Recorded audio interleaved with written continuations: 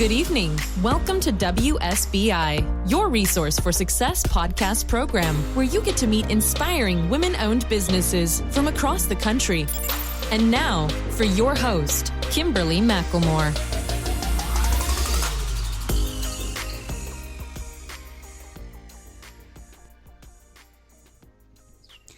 All right, good evening and welcome to WSBI, your resource for success podcast program, where you get to meet inspiring women-owned businesses from across the country. I am your host, Kimberly McLemore, and welcome to another night of sharing. We have a very special show, and I have a very special guest with me tonight.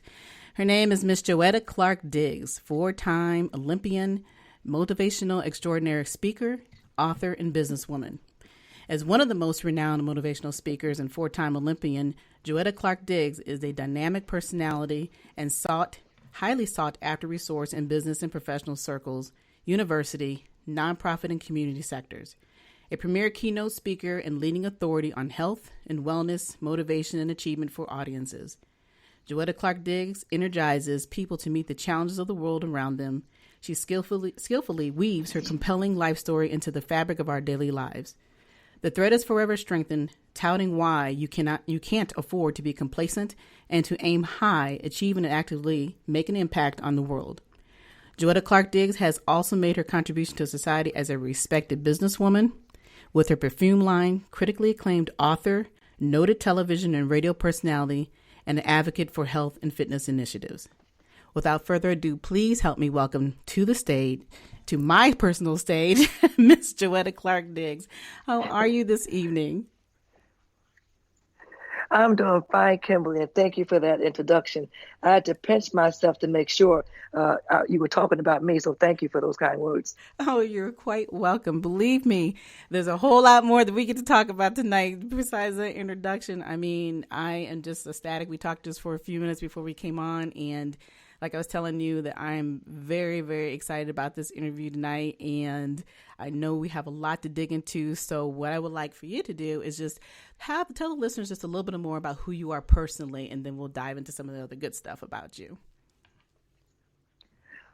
Okay, Kimberly, in the audience, you have my name, and I am from New Jersey. I grew up in Newark and South Orange, and when I grew up in the city of Newark, it was during the riots in the 67 time frame. So after growing up in Newark and South Orange, I went to college, the University of Tennessee, graduated and did my studies there.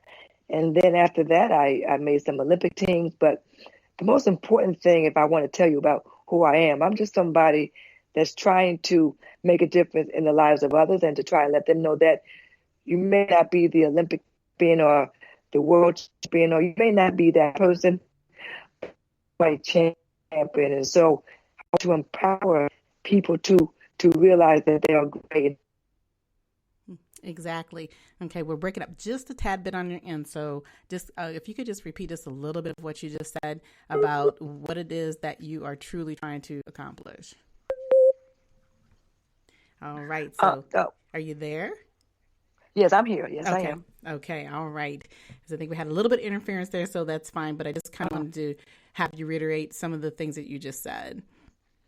Okay. Well, I wanted just to go about who I am. And in a nutshell, I'm just somebody from the city of Newark, New Jersey, and South Orange, growing up in the riots, born in 1962. I just had a birthday on August 1st. And as you get older, you celebrate the entire month. So I'm still celebrating. And I just want to empower women and men and people to achieve greatness. And everyone can be an Olympic champion, a gold medalist, or that, but they can be the champions of their lives. And what I do now is to inspire and encourage people to do that, to be the champions of their life, and to realize that they must eliminate excuses in order for that to happen. Absolutely. I agree with you 100%. And I know that, I kind of wanted to go back just a little bit. Now, you were saying that you were brought up and grown, and it was in the era of time of 67. As a matter of fact, I was 1 year old during that time frame. Mm-hmm. And you were obviously definitely grown up in the area where, as people of color, we constantly have to work harder no matter what it is we do. But there was a lot more going on back in the 60s. So talk a little bit about some of the struggles that you faced when you were going through school? And then what also gave you the courage? Who admired you to get into to track and field? Well, that's a good question. I grew up, my year was 1962. So when the riots came around, I was 5 years old. And that was a very difficult time period.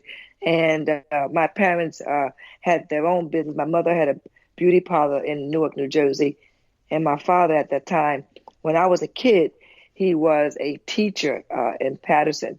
So for us to see the riots and to understand that dynamic, it was very challenging. But my parents always said that as kids and their kids specifically, we were not going to make excuses and we were going to rise to all occasions. So that was the household in which I was born. So I started running distance, believe it or not, because my father wanted to dispel the notion that American athletes could not run distance. During that time, usually the African countries, the Kenyans, were the ones running distance, and then the Americans were running sprint. So they wanted to say to everyone and to us specifically that if your parents got behind you academically, educationally, athletically, whatever it was, you could excel. And back then, Kimberly, we didn't say no, we didn't question. We just pretty much did what they said do. Mm-hmm. So that's how I got started in distance. And then as I got a little bit older, around 10 years old, I went to school up in South Orange, and that was a predominantly white Jewish community, and had to embrace, and they had to embrace me. I had to embrace their culture. And one thing I did notice is that people from all walks of life, you're going to have those that like you and those that do not like you. And for me, I had more people that liked me, and I had to adjust. They had to adjust, and we made friends. And from that piece, I saw the world differently. Mm-hmm. And I never wanted to say that person's bad because of color, race, or ethnicity. I wanted you to prove to me you're good or bad. And that older, I learned to distinguish and to identify and to move away from those people, if they were like me or not, that were not encouraging and inspiring me and making me feel as though I was important. Mm-hmm. So that is my early upbringing, and that kind of shaped and molded my thoughts for adulthood. Mm-hmm. And that's, to be honest with you, that's the way the kids today need to be raised. And exactly what you were talking about is how I was raised. We didn't make excuses because we were taught not to make excuses. And yes, we learned to take whatever was standing in front of us. We didn't go around it. We went right through it, and we learned to deal with it, and then be able to move on and achieve the goals that we were taught to achieve. Because you can't make excuses for life. We are who we are, no matter what color of skin we are. And if you carry the hate, and even in the world we're living today, it's like we're going back 20, 30 years, even though the stuff has never really gone away. But our parents made you believe, made you understand that this is what you're going to face for the rest of your life. But if you keep sitting in a corner and making excuses, you're never going to go anywhere in life. Absolutely. Absolutely. Our parents and also the community at large. Mm-hmm. A lot of times when they saw me, they said, Joetta, you're going to go far. And they helped, and they spoke, and they talked about history, and they gave me wisdom, and they gave me hope. So when I made my various Olympic teams, and when I went off to college and graduated and went back to school for more studying, mm-hmm. I had a community that supported me. I had the adults that believed in my being, and then they encouraged and supported my dream. So my parents were the foundation, but it was my neighbors, my relatives that all embraced what I was about. I think, Kimberly, as we move forward, we need to go back and embrace the dreams and ideologies of our kids. Mm-hmm. And even though they, the motto was, you speak when you're spoken to, mm-hmm. and listen, I think there's something to be said about embracing the identities and the thoughts of kids today. I have a daughter, and I go back and forth from that mantra when I was a kid to letting them speak and to try and direct their thoughts, because there's so much information out there for them. So I'd rather hear what they have to say, what she has to say, and then kind of help her through that maze, as opposed to what we had. We didn't have this internet, this whole thing. So, Right. so it has changed the dynamics. And so as I've gotten older, I've had to also embrace the culture and where we are today and realize that although that thought process worked for us, it may not work for the generation today. Right. And you're right. And the big part, like you said, is because when we were coming up, we didn't know what the internet was. There was no such thing. And so you actually had to learn to communicate as a family. And then when you were told to sit down as a child, like you said, go over to sit down, kids are not to be heard. Mm-hmm. But at the same token, we did listen and we did learn. And today, the problem was with the kids is that there's so much information being brought out to them way too fast that they really don't even know how to be a kid. Mm-hmm. And how to, I'm sorry. No, go ahead. Mm-hmm. And how to process the information. So as a motivational speaker and someone that speaks to kids and colleges and corporations, it's my job to be on top of the game, to try and help you delete and reboot some of that noise that you have out there. Mm-hmm. Absolutely. So I want to talk just a little bit, though, about you being a half-mile career runner. I mean, you did some amazing things during a time frame that everybody said, that's never going to happen for those who are on the outside of your world that were not a part of you.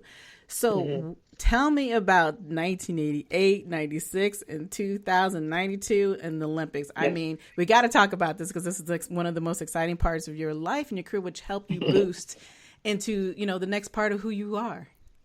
Absolutely, Kimberly. I can't, I'll be remiss if I didn't address 1980 and 1984, because although I made 4 Olympic teams, I tried out 6 times. Wow. And in trying out the 6 times, the first time was my senior year in high school, 1980. I made the finals, but I did not make the team. And then my second time was in 84. I made the first round only. And at that time, I made a commitment and promise to myself that I would do all that I could do to make sure that I would be ready the next time. Mm-hmm. So the next time was 88, and I made the Olympic team by the skin.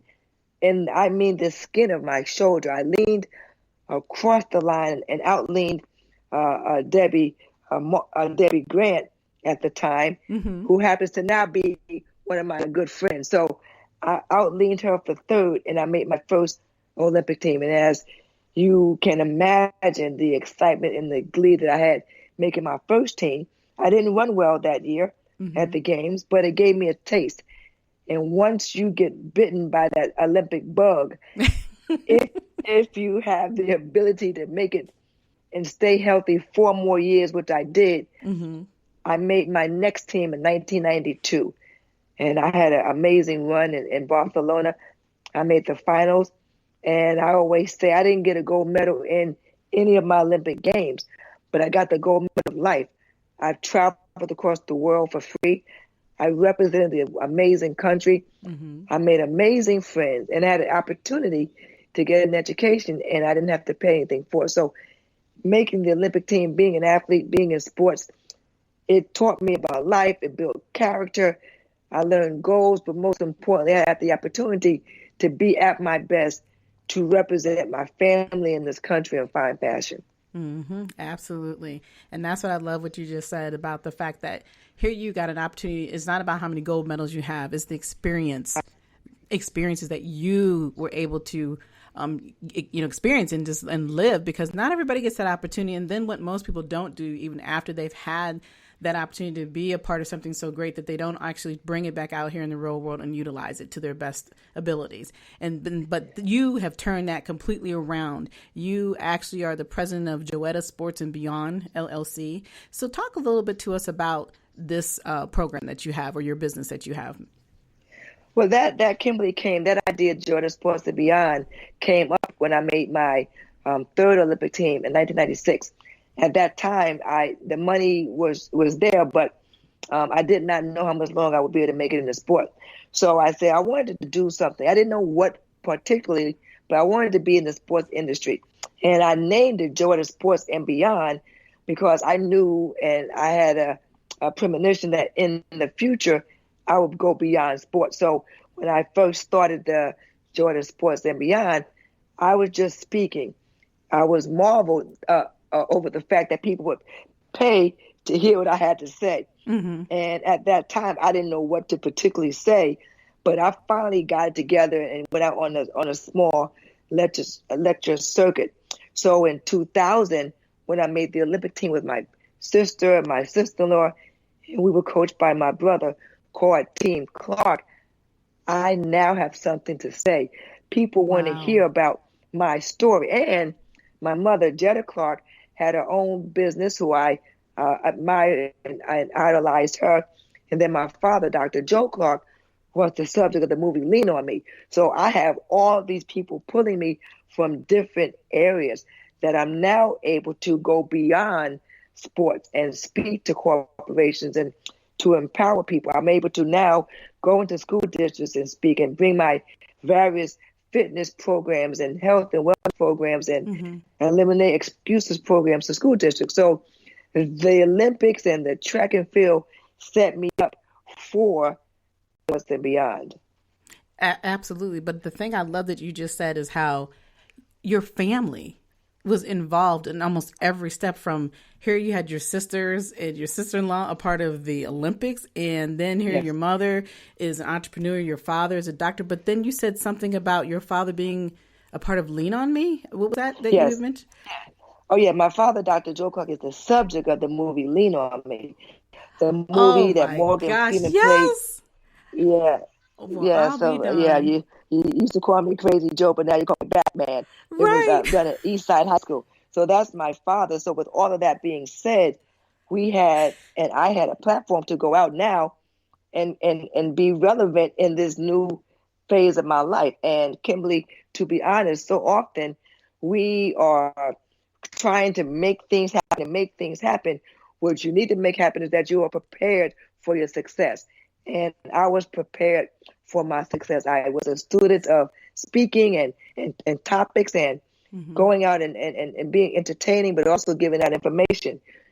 And in doing that, I was able to write a book. So I am now relevant in my new field, which was speaking and also being the president of Joetta Sports and Beyond. Absolutely. And your book that you have is called the Joetta's P Principles for Success, Life Lessons Learned from Track and Fields. Tell us a little bit about that book. Now, that book came out because people were asking me all the time, Joetta, once I got done speaking, they wanted a takeaway, and I didn't have a takeaway. But the reality, Kimberly, that I did, what I spoke about, my P's, I put that in the book. So what are the P's? What are the P's? What is your purpose? Your raison d'etre, your reason for being. And then you have to preparation. And then you have to be patient. You're not going to get what you want right away. You're going to have to wait, and you're going to have to plant the seed and water it and put some sunshine to it. And hopefully you will bloom in time. You will bloom. And then after you have a purpose, you're prepared, you're patient, you get perturbed. People are going to say, Joetta, you can't do that. You're black. Or you can't do that because you're tall, you're Hispanic, you're short. They're going to tell you all these reasons as to why you can't do something. It's because they see themselves in you and they can't do it. So you have to get perturbed and show not only them wrong, but prove yourself right. And then you have to persevere. In the perseverance part, you have to analyze, organize, initiate, and follow through. And when you persevere, you realize that by an inch, you win or lose. I never cease hoping. And when you're doing that, you pray. Because when you're praying, it all comes together. So those are my P's from the book. And that book came out in 2009. We had some edits and things over the years so that it's still relevant. Colleges use it for the freshman experience. Corporations use it for team leadership. So I am very proud of the book that was always inside of me, but I never sat down to write it. And then when I wrote it, I'm like, this is it. This book speaks to everything. It talks about track and field, but track and field parallels life. So the lessons learned in sports can be applied to life. Exactly, especially when it's done the right way, because like you said, sports actually applies to discipline, teamwork, all the things that comes as a part of success. And utilizing that tool, I think, is amazing. And it's a proper way of doing it, because a lot of young people, especially, can actually, focus more, and they think about sports, sports as it being everything to them, not understanding, though, truly that sports is just, it's a part of who you are, but it's not who you are. And if you learn those lessons in life that you're going through in those avenues of going to sports, whether it's basketball, baseball, or like say track and field, it teaches you so much it's truly about teamwork and believing and trusting each other and believing in your own instincts. Because I know you probably heard a million times over that you're never going to be anybody, you're never going to make it. And during the time you were coming into the Olympic era, and like you're being raised in the era of, where being Black is always considered a problem. And it's just amazing to hear your story and how you've, have taken every little thing that you've learned and have turned it into something positive. And what did you say to those people who always told you that you couldn't make it? Kimberly, to be honest with you, I was raised and I listened and I gravitated and I was a sponge. So a lot of times people said that I could not do something, and they would analyze why I could not do something. I was 38 years old. 38. I made my final Olympic team.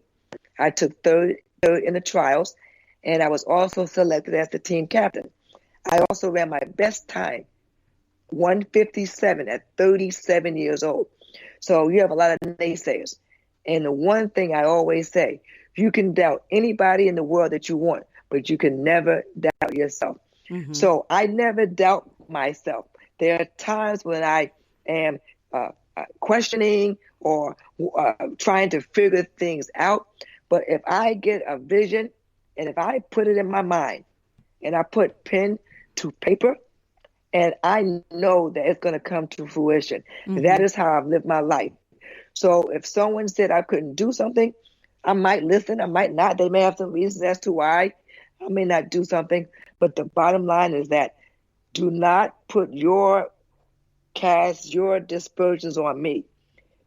We are different people. And the fact that you're saying that I can't do something, I'm going to dig down even deeper.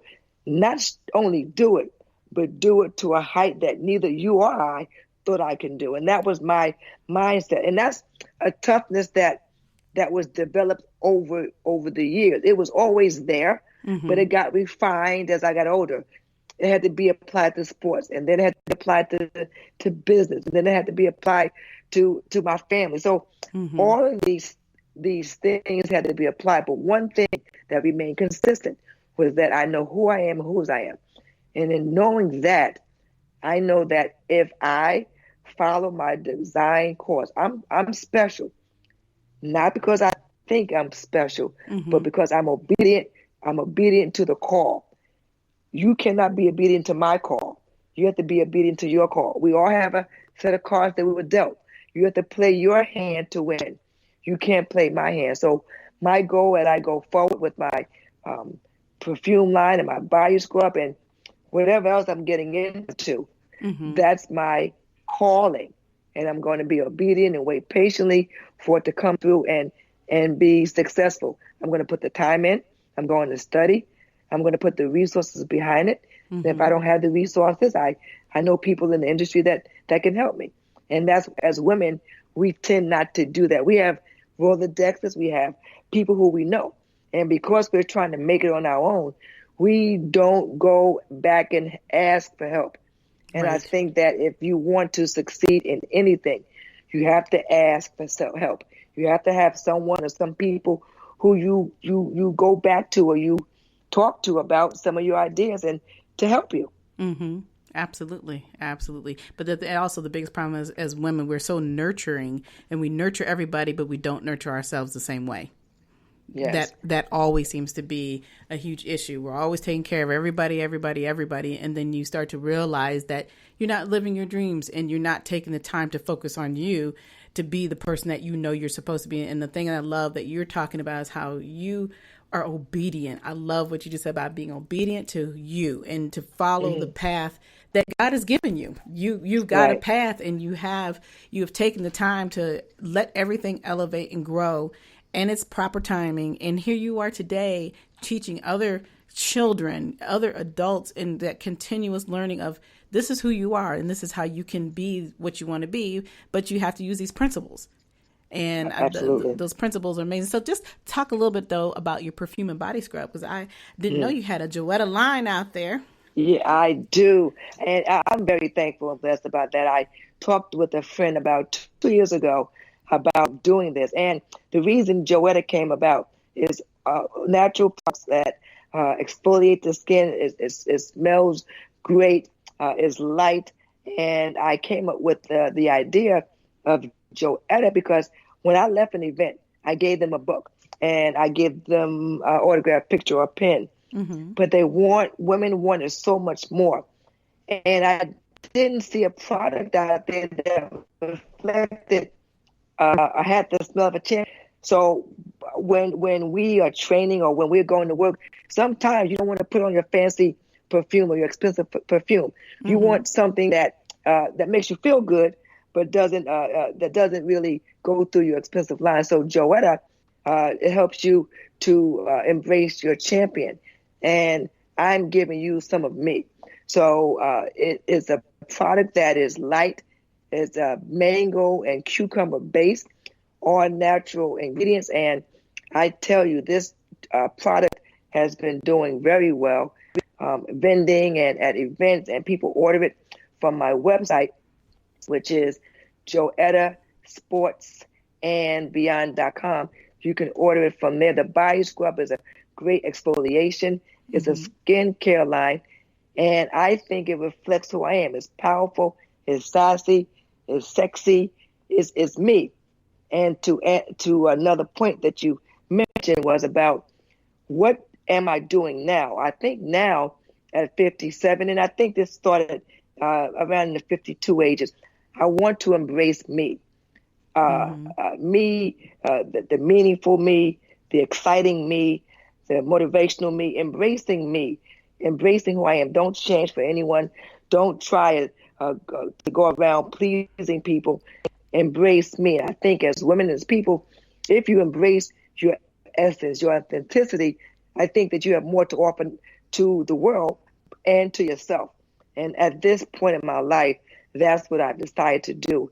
And I have people that I talk to that, not many, just one or two, but that I run and talk to about this product or whatever I'm going through. And you have to have that go-to person. It could be a guy, it could be a female, but you have to have that person that's going to tell you the truth about you and your idea. Yes. And because I have that in my life, I think when I'm embracing me, they see it and they go, I see what you're doing. I see what you're doing. And by embracing me, I'm helping other people, and we are all rising together. Exactly. Very well said. And I love that because I think, a lot of times women always talk about it, but don't always do. And so, I think the thing that I love about our conversation today, and what I want people to hear and understand, that, like you said, you may have been an Olympian and you've done all these great things, but you are you. You are still a human being. You are still just as normal as anybody else. And you are a very caring, loving person that's trying to make people understand that it doesn't matter how many gold medals you have, or if you have any or don't have any, or whatever you're doing, like, is you're putting in the best of your ability. You can be whoever you want to be. Absolutely. And Kim, I tell you, I always say that, in life, you're going to have challenges, but are you willing to make the sacrifices that are needed for you to be successful?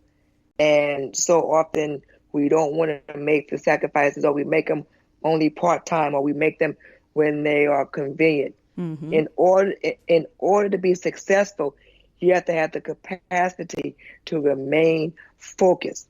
You focus on one course until successful. And that's what I did as an athlete. And that's what I did as a businesswoman.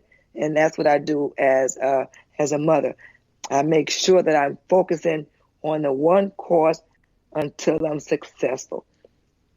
And that is the proper way to do it, because you're right. I think a big part of today is that everybody wants that instant gratification. So, when one thing isn't working, they'll immediately go to something else, and then they'll stop that because, it works good now, but then it's not good enough. People just need, like I said, to take your time, learn to grow, do it the right way instead of worrying about how fast you can achieve it. It's about where you're really going and what are you really doing? Because a lot of people, I'm actually an author as well. So, and I'm an award-winning author. And the first thing I always think about is that it's not about the awards. It's what am I doing? And I always want to make sure that I'm helping these other women live their journey as well and rewrite their stories, and making sure whether it's if it's not even a woman, it's a man, anybody, that we can take our tragedies, or when it doesn't always have to be a tragedy, but things that we've gone through in life, you can learn those lessons, but it's how you bounce back is what makes you who you are. So, you have been phenomenal this evening, and I'm just so happy I had the opportunity to talk to you. But what I would like for you to do is, obviously we can keep talking for hours because I have a lot of other things to talk, but I know you're also on vacation, so I'm going to let you go back to your vacation. But please tell everybody how they can get a hold of you if they would like to come and see some of your events or want to purchase your books and so forth. Yes. Well, thank you, Kim, for asking that. You can do a couple of things. You can put my name in, Joetta Clark, and it comes up in Google. You can go to my website for the perfume line, for the book, to have me come out to be a speaker at your empowerment summits or your women events or your corporate events.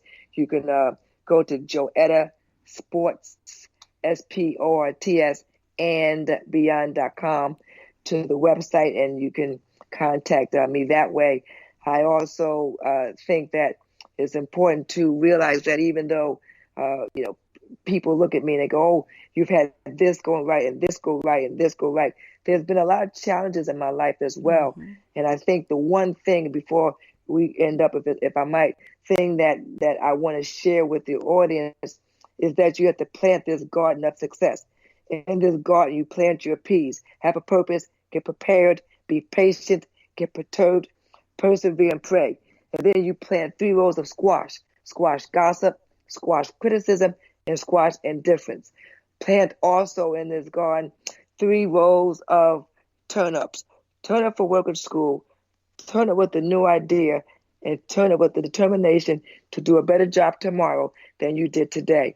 And Kimberly, if your audience plants those gardens and they water it with authenticity, with love, and with sincerity, they will have the true garden of success and happiness. Amen. I love that. That is awesome. Thank you so much for taking time out of your busy day, your vacation, being away from your family and your friends to come on to my show this evening. Everyone, I'm telling you, if you missed out on this live, you need to go back and listen to the replay. This wonderful woman, Miss Joetta Clark Diggs, who is a 4-time Olympian, motivational, extraordinaire speaker, author, and businesswoman, has just made my evening. And so many other people, and I just keep sitting up here thinking, like, your dad. I'm like, I love that show. I'm like, I can understand why you are the person you are, okay? Because they need a whole lot more of your dads running around here. Yeah, I had a very, very blessed mother and father, and I'm very thankful for that. And Kim, it was my pleasure and honor to be on your show. You're doing a wonderful job reaching out and doing what you do. And in doing that, you're making the world a better place. Thank you so much. I appreciate that. And again, like I said, thank you for coming on the show. For everyone else, we are here every Thursday evening at 7 p.m. You can find us on Facebook, Twitter, YouTube. We're on Apple Podcasts now. We are on, obviously, iHeartRadio, Spotify, Tumblr. This show is growing and the platforms are getting larger. If you would like to be a guest on this show, all you need to do is reach out to me at Kimberly@WSBILLC.com and send me some basic information, a short bio. I need a picture and a logo, and you're more than welcome to be my guest. But until next time, you all have a wonderful evening and good night. Good night, everyone. We will be back next Thursday evening at 7 p.m. Follow us on Spreaker, www.spreaker.com/user/WSBI. View our new WSBI website anytime at www.WSBILLC.com and on Facebook, Twitter, YouTube, LinkedIn, and Instagram.